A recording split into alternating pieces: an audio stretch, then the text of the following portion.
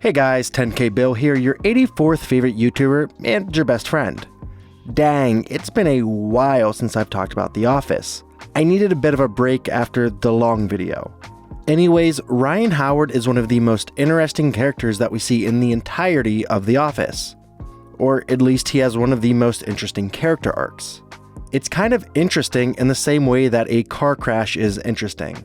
It's terrible to watch at the moment, but you just can't seem to look away. Ryan seems to be someone completely different almost every single season of the show. So let's take a look at Ryan's character, his character's journey, and why we may see some of these strange choices for the character. And as always, consider this your official spoiler warning for a ton of stuff in The Office. Obviously, I can't talk about a character who's in every season of the show without spoiling a couple of things here and there. And hey, while we're here, comment down below what you'd like to hear me talk about next. It definitely helps the algorithm not hate my channel. And follow me on Twitter at 10kbill to stay up to date on everything I'm working on. At the beginning of the series, Ryan serves two purposes. The first is as an audience surrogate, basically just meaning that he's there to ask any questions that the audience might have and to have basic things in the show explained to him. Because he's a temp and is new to The Office, it makes perfect sense that he really wouldn't have a grasp on the workings of Dunder Mifflin. The second purpose that Ryan's serving is a straight man, a role that he kind of shares with Jim throughout the entire series. He's just there acting normal in a sea of abnormal.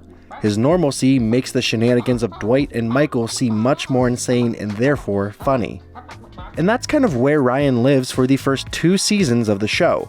He's mainly just being defined by his contempt for his job and just about everyone in the office. But there are a few episodes that show some cracks in Ryan's exterior. Season 2, Episode 4, The Fire, serves as a great example of such an episode. The episode features the entirety of Dunder Mifflin being evacuated after a fire breaks out in the office. After Dwight very bravely runs back into the supposedly burning building and brings out a cheese pita that Ryan accidentally burnt when he left it in the toaster oven on oven instead of toaster. This is there to show that while Ryan is hyper confident in his abilities, he's still making basic mistakes. His oversight of simple things is something that can be downright disastrous. Also in this season, we see Ryan begin his on-again, off-again relationship with Kelly Kapoor. We'll discuss that in more detail a little later on, but it does begin in Season 2. With the start of Season 3, we begin to see the first changes in Ryan's character. Jim is no longer in Scranton, so Michael needed to hire a replacement salesman. And because of his undying love for Ryan, just as hot as Jan, but in a different way. Not a woman, just a cool, great-looking best friend. He was a shoo-in for the position. The only problem being that Ryan isn't good at sales. He doesn't make like any sales his entire time in this position. And in fact, there's an entire episode that revolves around that fact. Season 3, Episode 5, Initiation. This episode has Dwight basically kidnapping Ryan and taking him to Schrute Farms and hazing him. But what's really important in this episode is that Dwight just kind of calls Ryan out. Dwight just straight up tells Ryan that the reason he isn't making any sales is because he thinks he knows everything. Something that we definitely won't see continue through to the next season. Later in this season, we see Michael show up to speak at Ryan's college class. Ryan is working on his MBA, and his grade will automatically bump up a letter grade if he gets Michael to come and speak. While introducing Michael and Dunder Mifflin as a whole, Ryan talks about how ancient and out of touch Dunder Mifflin actually is, and that they need to evolve and adapt to a more technological state of being. Michael, of course, is not super happy when he finds out what Ryan has said and goes off on him and the class. Then, at the end of the season, we find out that Ryan has been named to Jan's position. He's now Michael and everyone else in the office's boss.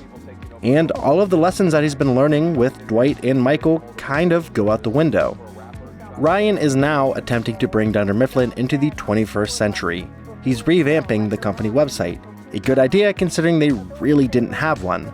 But he's going overboard with it. He's trying to make it into a full social media site.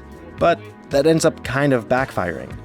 He's routinely getting into fights with Michael, who is being incredibly difficult to work with, and even lashes out at Jim a few times. And that's just a jealousy thing. Ryan's jealousy of Jim is something that happens pretty quickly, but does end up coming to a bit of a confrontation a little later on. But the seeds of this were planted when Ryan asked out Karen through an email, not realizing that she was already dating Jim. He does the same thing later on with Pam and finds out the same thing again after he's promoted. Ryan ends up failing spectacularly at his job and gets fired and arrested. That's obviously not the last we see of him, but it feels like that's kind of the last we see of this version of Ryan Howard. And from this point on, we see him less and less. It might seem like I spent a lot of time on Ryan's first few seasons of the show, but I think that everything we talked about up to this point tells us absolutely everything we need to know about Ryan's rapid decline from this point onward. Let's start with the obvious. Ryan is very obviously supposed to be the generic millennial. Honestly, if you just happen to look up what boomers thought millennials were like in the mid-2000s, Ryan would probably check every box on that list. He's every single negative stereotype for the entire generation. He's addicted to his phone, he's overconfident, he vastly overestimates his own worth, he has trouble committing to his relationship, and he still lives with his mother. The show's only like 2 or 3 years too early to be making Ryan loves avocado jokes. Now let's talk about Ryan's tenure and departure from his position of vice president at Dunder Mifflin. There's this management concept that's brought up a lot when talking about The Office, the Peter Principle. It states that people in a hierarchy tend to rise to a level of respective incompetence. Employees are promoted based on their success in previous jobs until they reach a level at which they are no longer competent, as skills in one job do not necessarily translate to another. Or, more simply, it means that in terms of the corporate ladder, someone who is good at their job will be promoted until they're in a position that they're no longer good at. Michael Scott is the poster child for this. He was amazing at sales and was given the next logical step for someone in that position, manager. But that's a job that he's simply not skilled at. But what's different about Ryan is that he gets promoted from a job that he's already not good at and jumps ahead quite a few steps on the ladder. So why? Why would they have chosen Ryan? He's pretty inexperienced, he's only been with the company full-time for a short time, and he's only very recently graduated with his degree. Honestly, much of his failings are on the shoulders of David Wallace. Let's look at the other candidates. Jim, who was probably going to be selected, probably turned it down. They needed Karen to leave the show and needed a reason to write her out.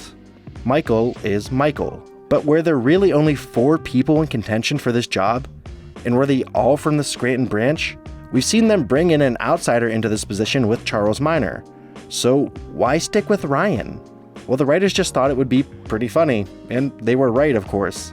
You see, there's a reason that despite being full-time employees at Dunder Mifflin that we rarely get episodes focused around Ryan, Kelly, or Toby.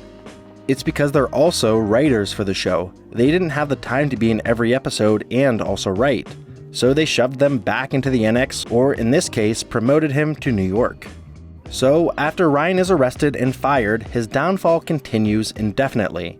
He's constantly changing who he is, what he likes, and how he wants to be perceived. Oh look, he's a hipster now and he's launching a tech company out of a broom closet. He, for a long time, thought that he was special and that he was going to do special things. Again, it's likely a comment on millennials as a whole.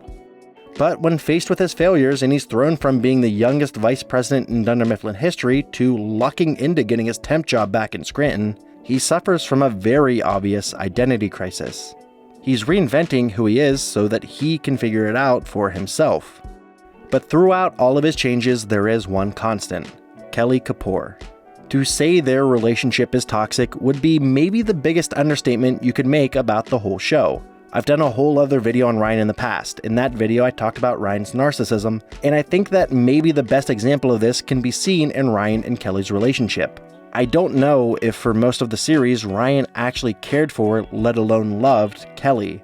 But I think the best way to think of it is that Ryan loved being loved. He wanted someone to obsess over him as much as he obsesses over himself. Their relationship honestly functioned more like an addiction than an actual connection. No matter how many times they broke up or who they were dating at the time, they somehow found their ways back to one another.